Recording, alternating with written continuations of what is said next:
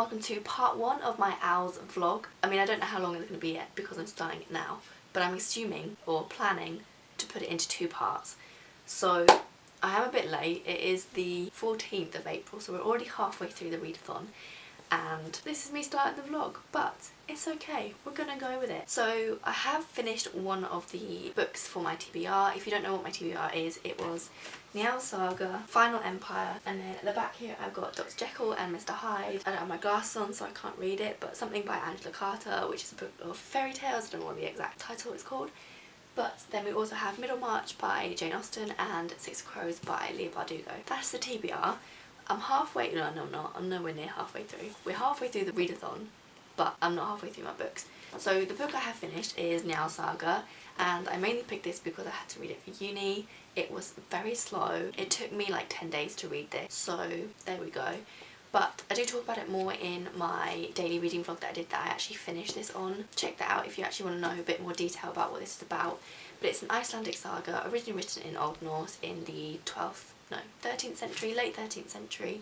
They believe it's anonymous, so most or all Icelandic sagas are actually anonymous, so we don't know who wrote it or anything about his life. But it's a feudal law centric saga that focuses mainly on law and feud between families, blood feuds and that kind of thing. So there's a lot of death and law in this, so if you're interested in that, check it out.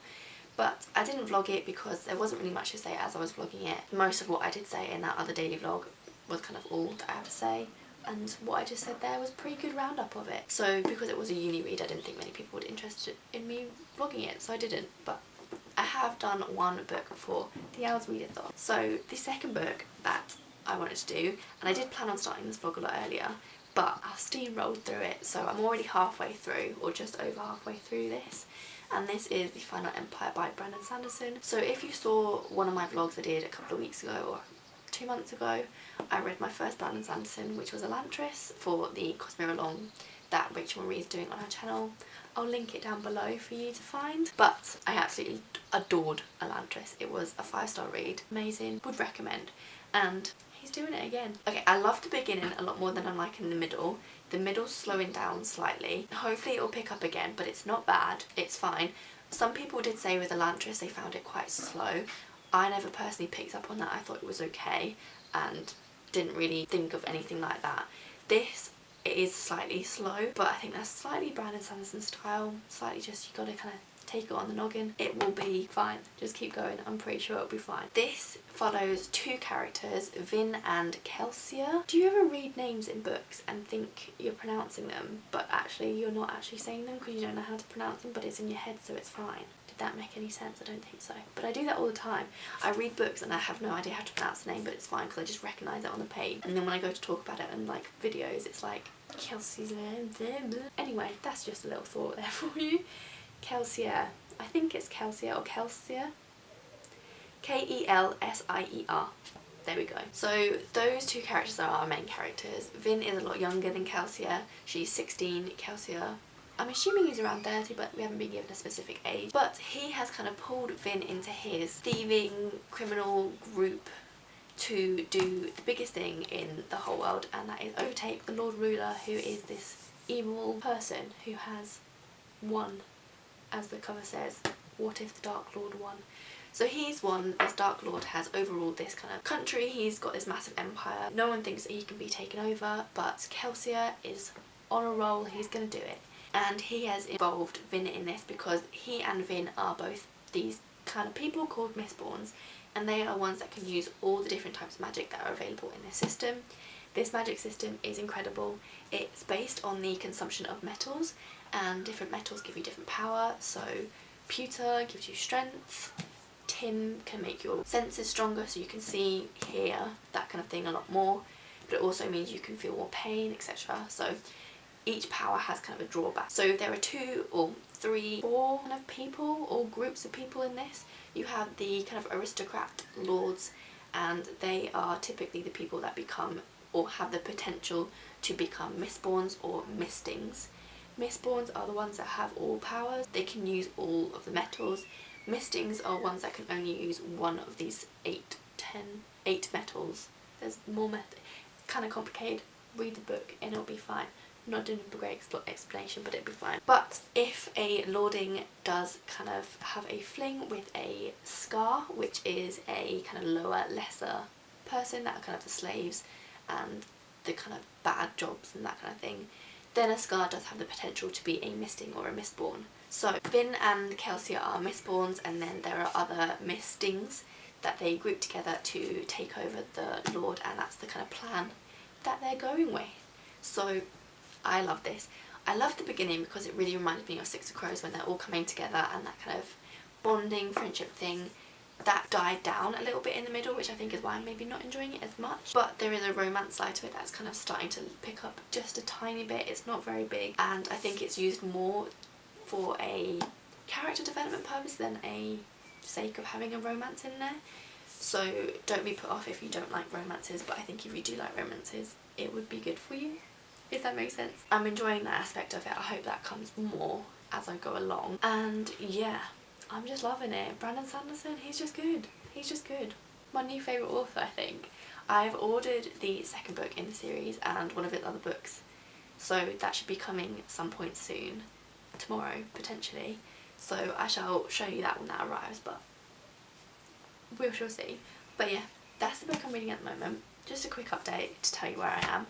Hopefully I'll read a little bit more. I don't know when I'll finish this vlog, but some point in the near future. So I'm going to stop now because I'm rambling a lot today.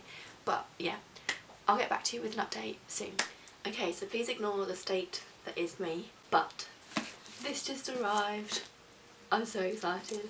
So I did say I ordered some books that were to do with, it's not with me, but they're to do with Brandon Sanderson and this other book that I'm really excited for. There is no room on my desk. I'm literally in the middle of writing an essay, but we couldn't wait for this, so we're gonna open it.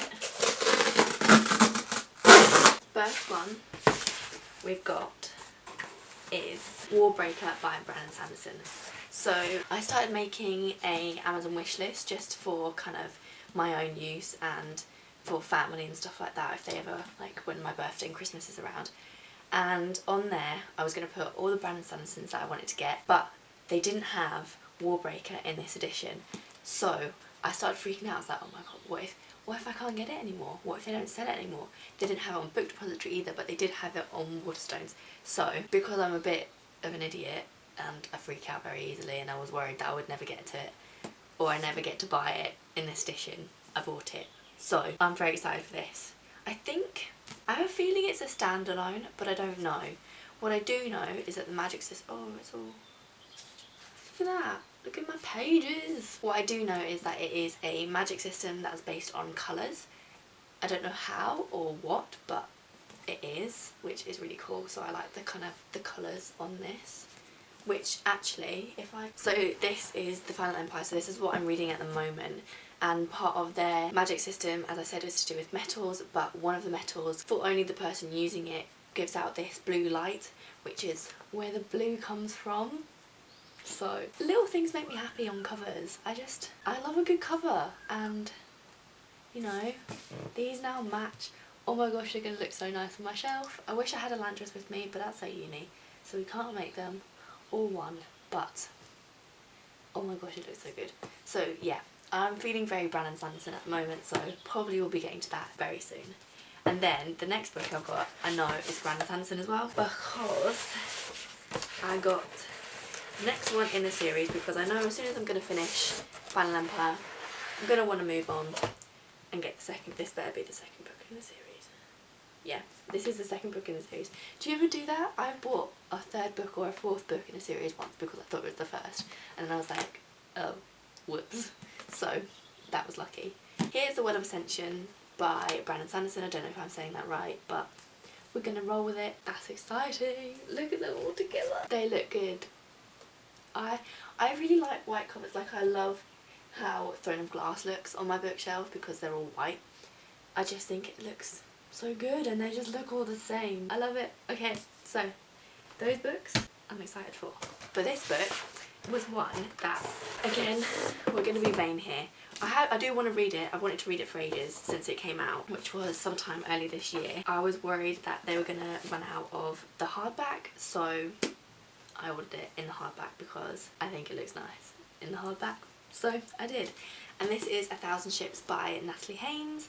So this, I read The Silence of the Girls and Circe like 2 or 3 years ago now, and, oh no, 3 years ago, summer of 2018, so a year and a half ago.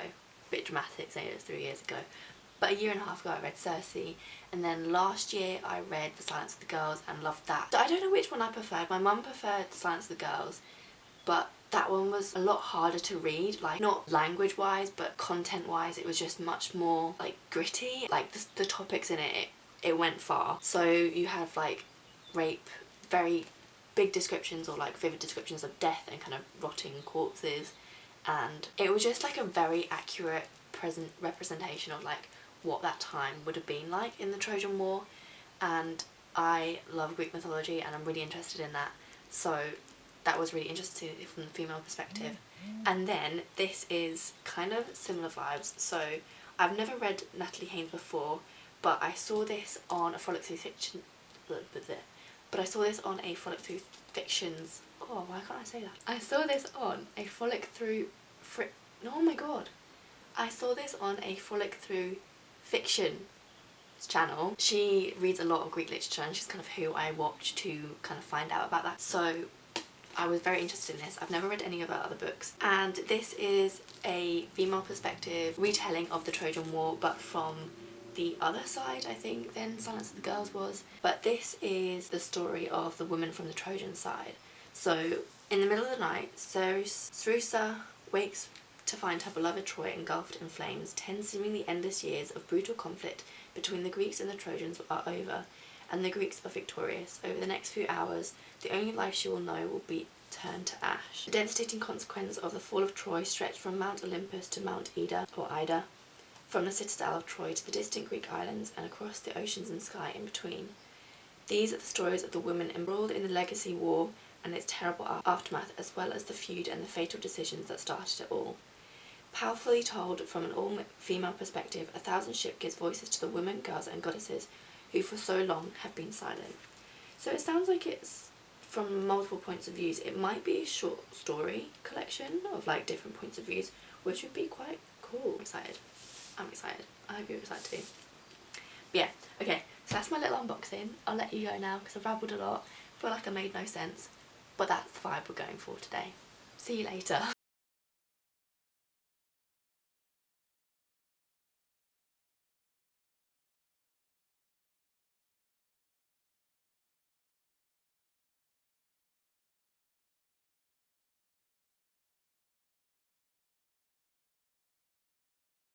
Hello my lovely people, welcome back.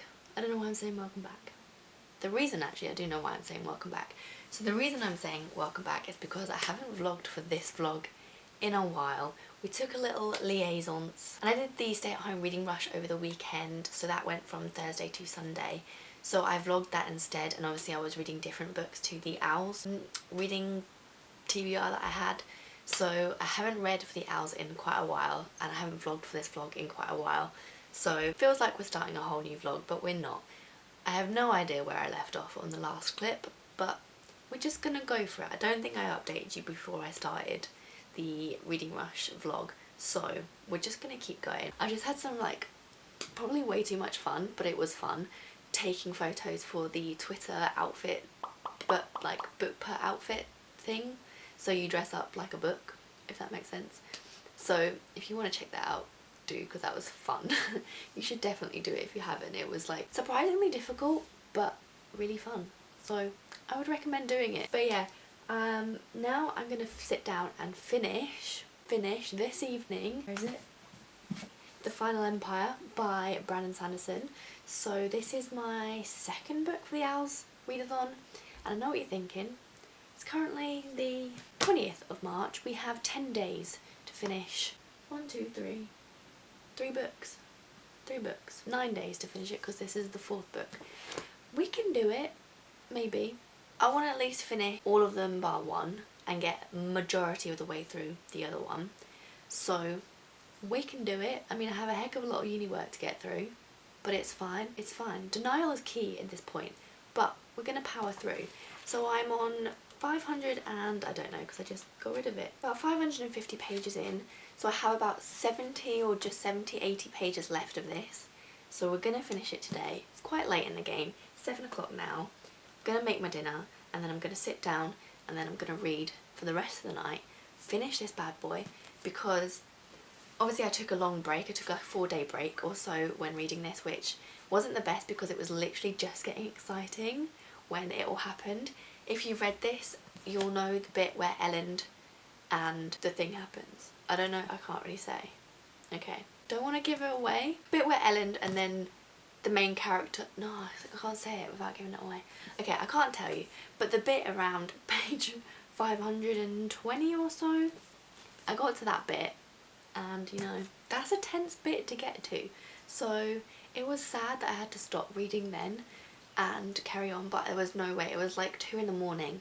There was no way I could finish 100 pages at 2 in the morning, and then I had to start the reading rush the next day, which was fine. I really enjoyed the reading rush. I read over 800 pages that weekend, which I've never done in my whole entire life. So if you want to check out the vlog, feel free to, because it was a fun time. But yes, back to this. Sorry, I keep going on a tangent, but it's fine. So I've got 70 pages left of this, roughly, and am I enjoying it as much as Elantris? I don't think so. I, for some reason, just really loved Elantris. It just gave me that 5-star feel from the get-go, which I don't get very often, and it just continued getting better and better, I think, as it went on. Obviously, I have really enjoyed this, but my kind of excitement for it has mellowed slightly as we've gone through it, just because the bit that I was really loving at the start and the bit that I kind of really miss in a lot of fantasy books, or a lot of books just in general, is the kind of group found family trope that is found like in things like Six of Crows. So when they all come together as like a bunch of misfits and create their own family, and they have this really like banterous, humorous, friendly kind of group that you can just like get along with and kind of feel a part of when you're reading it. So I really enjoyed that at the start of this book when they were kind of all coming together, and I was really looking forward to that. However, it hasn't turned out to be quite so prominent within it. It is part of it, obviously, and they do kind of reference it a lot, but it is focusing a lot more on the two individual characters, so the main characters, Kelsia and Vin, which I don't mind. I do like those characters. I think actually those characters are really complex, and the more you read them, the more you think that it's not just this black and white kind of character as you find out more.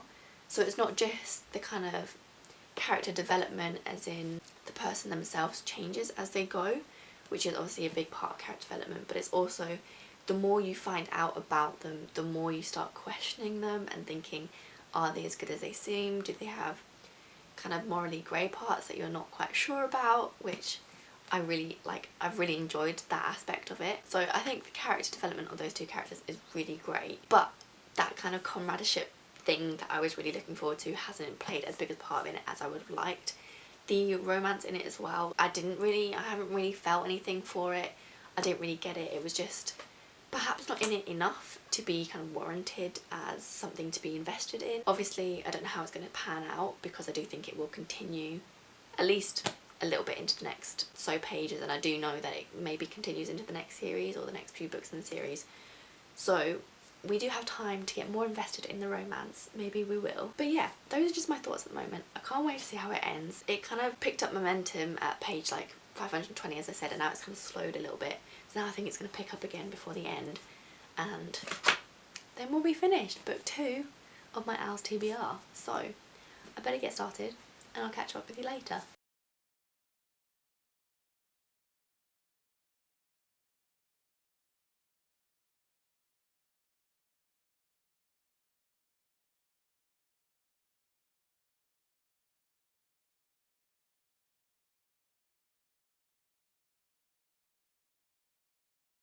So it's currently Friday. I have no idea what the actual date is. The 24th? Been about 2 or 3 days since I last spoke to you. The reason for that has been because I've been sitting in the sun all day, and then when I come in I look like an absolute swamp creature, so I don't really want to sit in front of the camera.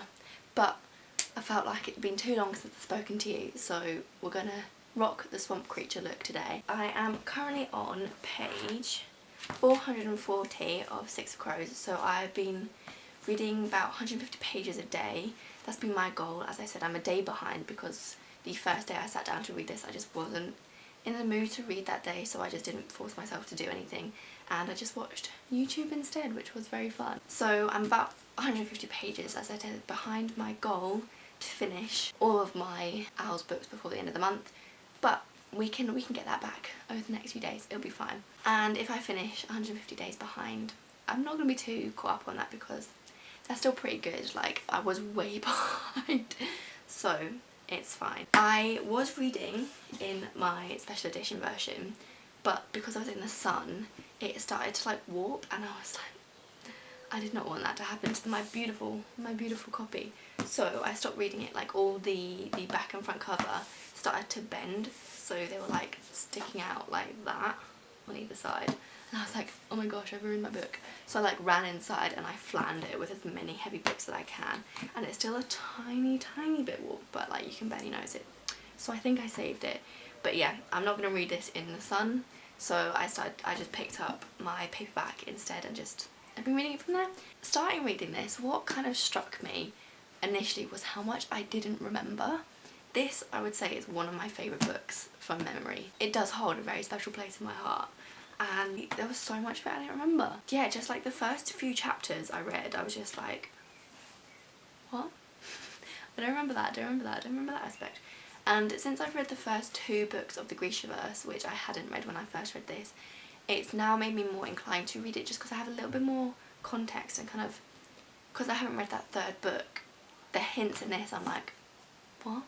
I'm so confused now, because obviously I didn't pick up on those references before because I had no idea what they were really talking about, so it was like, it was totally fine. But now that I have a little bit of context, I kind of want to reread that series, even though I really didn't get along with it, and I've said multiple times to multiple people that I just struggled to put myself through those books because I love this so much, and then I found that they were quite disappointing. Maybe I'm more inclined now to read those because I kind of want to know more, because I want to know more about this book in particular, and then I also really want to read King of Scars, which I can't read until I finish those books, so need to get Shimon with them. Maybe I'll start doing that next month. And then the second thing I didn't realise was I must have been an absolute oblivious idiot when I first read this, because there are some big things that I missed. Firstly, which is the non-spoiler one, is I was getting Kaz's name wrong the entire time I've known this series, and I only figured that out about 20 pages ago.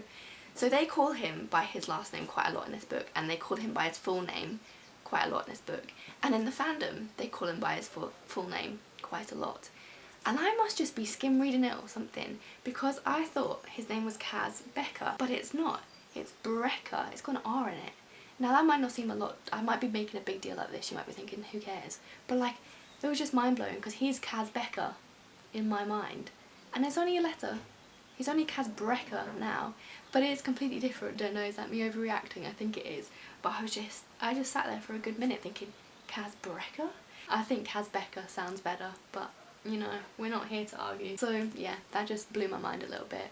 And then the second thing, which I'll put a picture up somewhere here, so if you haven't seen it, and then when the picture comes down, you can like skim forward, and then you know what I mean. I did not know that Jesper was in love with Kaz. That whoop went way over my head, and I don't even know how, because it's quite obvious. Like, I just thought he was like friendship jealous. No, I must have been such an oblivious idiot as a child, because that's quite an important part. Like, I feel like that's really like an important part in their relationship and their friendship and their development, and Jesper's development, and kind of what?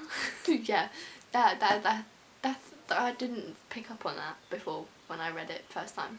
So let me know if you picked up on that, or if you didn't, and I just like spoiled it for you, or you didn't pick up on that, because I didn't, and I feel like I'm really stupid for not picking up on that. I'm probably overthinking this, but that blew me as well when I picked up on that. What an idiot, but there we go. Yeah, I'm enjoying rereading this. It's taken me a lot longer to reread than I thought it was going to be, mainly because I don't have the urgency to get through it like I did when I first read it, because obviously I didn't know what was going to happen. That doesn't mean I'm not enjoying just kind of reading it and having the pleasure of just like reading it and kind of doing it at my own pace, not skimming it, not kind of going through it too fast.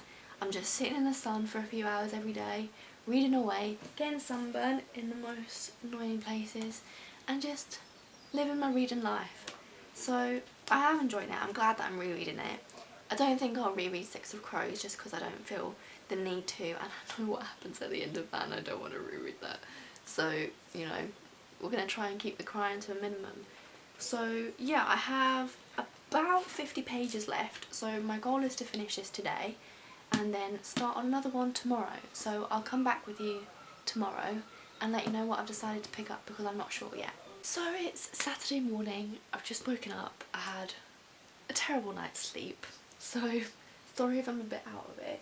It's currently like 11 o'clock and I've only really just kind of started functioning. I thought I'd round off this video now and then I'm going to start the next video pretty much directly after this. I think my plan is to post this one this Sunday and then next Sunday post part 2 with another video in between, just so it's not vlog because you might not like vlog. Who knows, maybe do. But that's my plan anyway. So part 1 will be going up tomorrow, which is the 26th, I want to say. And then the next one will be going the week after, which is the first Sunday of May, if that's okay. So I did finish Six of Crows yesterday. I take back what I said yesterday about me not wanting to carry on the series. Actually, like 10 pages into reading after I spoke to you, I was like, you know what, I want to read it. I want to read Crooked Kingdom. What was I talking about? Clearly I didn't know myself then. I do now. I remember Jesper and Waylon's relationship being a much bigger part of this than it is, but I think it really blossoms in Crooked Kingdom and I really want to see that. I'm just there for it. I'm there for that. So that's the main reason I want to watch it. But I don't have the special edition of Crooked Kingdom, so that might have to be purchased. I really should set an allowance each month for books because I definitely spend over it. But it's my birthday coming up in like a month, next month. In a month's time, next month, my birthday is coming up, so maybe I'll ask for that for my birthday. Oh look, this has got art in it. How have I never realised this? Oh my gosh, I want these as posters. I just saw that and thought, oh, that's a lovely poster. That would make a lovely poster. And then I flipped the page. And then look. I love that one. He looks a little bit like a vampire. I'm not sure if I'm keen on that, but it's still cool. That one is awesome. Although, I think she's in her like menagerie clothes there, which is a bit risky. That's cool. That's not how I imagined him, but sure. Oh yeah. Sorry, got a bit sidetracked there. So yeah, I finished that. I want to start Crooked Kingdom, but I can't because we've got more books to read. And I started instead Mansfield Park by Jane Austen. So I was going to listen to the audiobook along with this. I think I'm just going to have to accept that I'm not an audiobook person. Unless it's a very special audiobook. Because I tried to read this. Actually, throughout the month I've tried to listen to the audiobook whilst I was doing something else. My mind cannot focus or listen to an audiobook whilst it's doing something else. I used to listen to them all the time as a kid when I was falling asleep, and that was great. Just my mind doesn't focus on that, so I then thought, you know what, I'll listen to the audiobook whilst reading this. But no, I just got confused because I was reading it alongside it and then my mind was like, couldn't connect. There's something wrong with my mind clearly, but I just couldn't connect the audiobook with the book. It was going too fast for me, but it was also quite slow, if that makes sense. So I stopped that and I just read it normally. So yeah, like Harry Potter, Stephen Fry, best audiobook there is in the world. Would highly recommend that. But I struggle with any other audiobook, it sounds like. But anyway, I got to page 40 of Mansfield Park. It's a bit slow so far, but I was expecting that, so it's fine. Shall I read the blurb? I'll read the blurb. Fanny Price's rich relatives offer her a place in their home so that she can be properly brought up. However, Fanny's childhood is a lonely one as she is never allowed to forget her position. Her only ally is her cousin Edmund. When her cousins befriend two glamorous new young people who have arrived in the area, Henry and Mary Crawford, Edmund starts to grow close to Mary and Fanny finds herself dealing with feelings that she has never experienced before. So far we haven't met those two other people. We've just met Fanny and her other relatives who are quite up themselves. The backstory is that there's 3 sisters. One married very well, the other married moderately well, but her husband was the friend of her brother-in-law's, and then the third one married very poorly. But then a few years later she's kind of running out of money. Her husband's not working anymore because he's injured or something like that. So she reaches out to her sisters and asks them for help, and as help they suggest that the eldest daughter come and live with the richer one. So obviously I'm not very far into it at all. It's a nice slow read. So yeah, so that's the end of the vlog. There are going to be some changes to the rest of my TBR, only one small minor switch, but I will tell you more about that in the next video, or the next part of this vlog. So yes, thank you again for watching. I hope you've enjoyed this. Let me know how your owls are going, and I shall see you in the next video.